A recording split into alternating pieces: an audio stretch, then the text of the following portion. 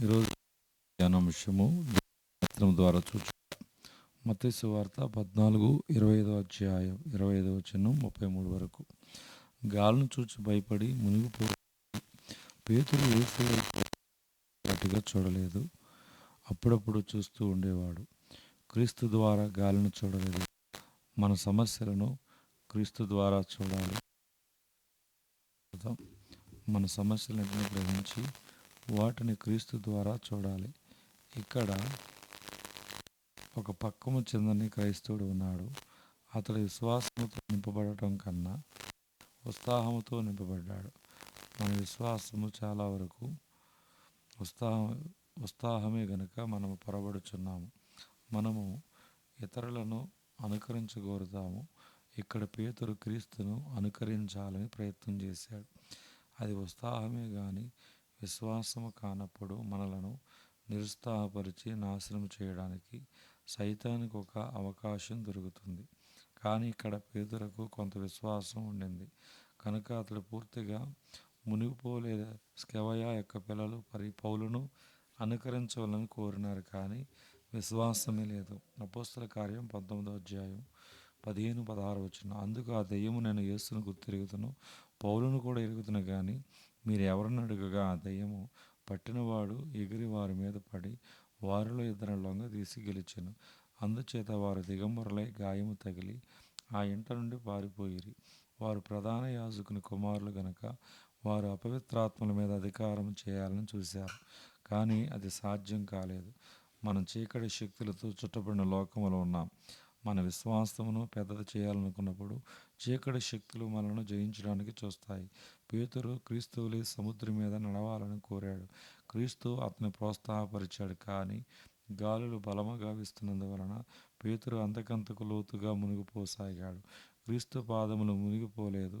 పేతురు కేకలు వేసి చెయ్యెత్తి క్రీస్తుని పిలిచాడు. క్రీస్తు అతని అవిశ్వాసాన్ని పిలవలేదు, కానీ అల్ప విశ్వాసాన్ని పిలిచాడు.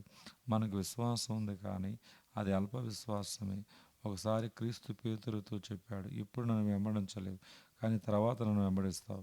పేతురు అప్పుడే క్రీస్తును వెంబడిస్తానని చెప్పాడు. అదే రాత్రి ఒక అమ్మాయి ప్రశ్నించిన తర్వాత క్రీస్తును ఎరగనని చెప్పాడు. నువ్వు పదే పదే క్రీస్తు వైపుకు చూడు. ఆయన సన్నిధిని కూర్చున్న గ్రహింపు నీకు ఎల్లప్పుడూ దొరుకుతుంది. కొంతమంది నీచులు చెబుతారు, ఒక తుఫాను చెలరేగుతుంది, నువ్వు ఎక్కడున్నావు? నువ్వు చెప్పవలసింది, క్రీస్తు నాతో ఉన్నాడు, నన్ను కదలమని క్రీస్తు చెప్పలేదు. కొన్ని తొందరలు కొన్నిసార్లు చాలా పెద్దవిగా కనబడతాయి, ఎందుకంటే క్రీస్తు ద్వారా వాటిని చూడడం లేదు కనుక.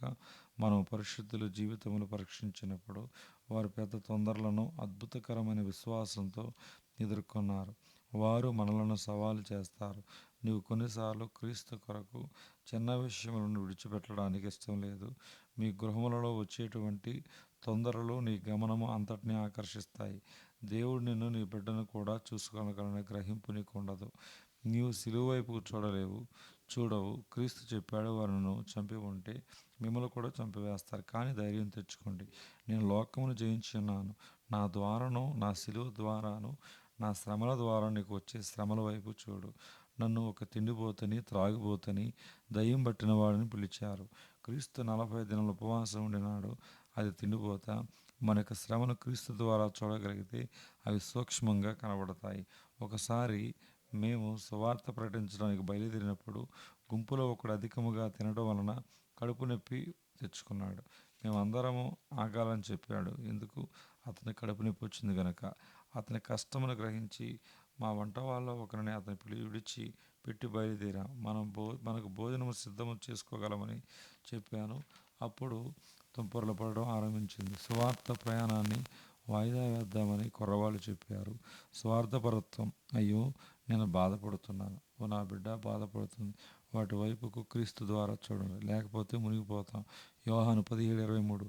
వారి యందు నేనును, నా యందు నీవును ఉండటం వలన వారు సంపూర్ణులుగా చేయబడి ఏకముగా ఉన్నందున నీవు నన్ను పంపితువనియు, నీవు నన్ను ప్రేమించినట్టే వారిని కూడా ప్రేమించితివనియు లోకము తెలుసుకున్నట్లు నాకు అనుగ్రహించిన మహిమను వారికి ఇచ్చితివి.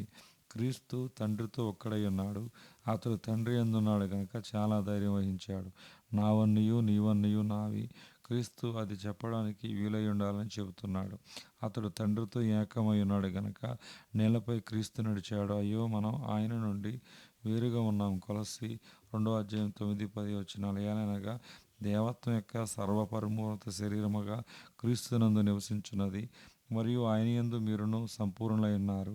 ఆయన సమస్త ప్రధానులకును అధికారులకును శిరస్సై ఉన్నాడు. మనము ఆయన యందు సంపూర్ణమై ఉన్నాము. ఎంత గొప్ప వార్త! మనము సత్యము ద్వారా పరిశుద్ధపరచబడిన క్రీస్తు ప్రార్థిస్తున్నాడు. నీ ప్రార్థన దేవుని వాక్యముగా ఉండనివ్వండి. దేవుని ఆత్మ వచ్చినప్పుడు ఎలీషా దాసుడు గుర్రములను దేవుని రథములను చూశాడు. అప్పటి వరకు శత్రు సైన్యము అతనికి భయమును పుట్టించుచూ వచ్చినవి. పరిశుద్ధాత్ముడు మన మీదకి వచ్చినప్పుడు మనము కూడా వారిని చూస్తాము. మనం ఆత్మ ద్వారా వాటన్నిటిని క్రీస్తు ద్వారా చూసినప్పుడు మనకు వచ్చే తొందరలు స్వల్పమైనవిగా చూస్తాము. దేవుడికి వాక్యము దేవుడు దీవించును గాక. ఆమేన్.